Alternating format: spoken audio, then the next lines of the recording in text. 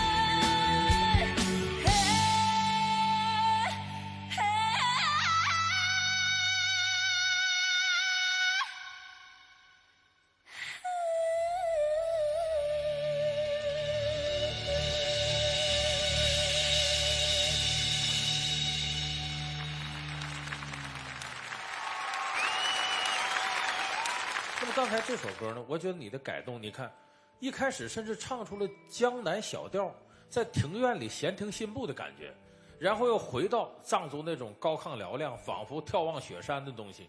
这里边甚至还有 rap， 但是这三者糅合的，我认为非常完美。你就是在江南庭院里唱，也仿佛是在青藏高原上，只不过你没有对着雪山唱，你是对着清澈的湖水唱的。但是唱着唱着，这个山味道就出来了。采菊东篱下，悠然见南山。任何一个藏族歌手，如果心里没有遥远的令我们敬畏的雪山，他是唱不好藏族的歌曲的。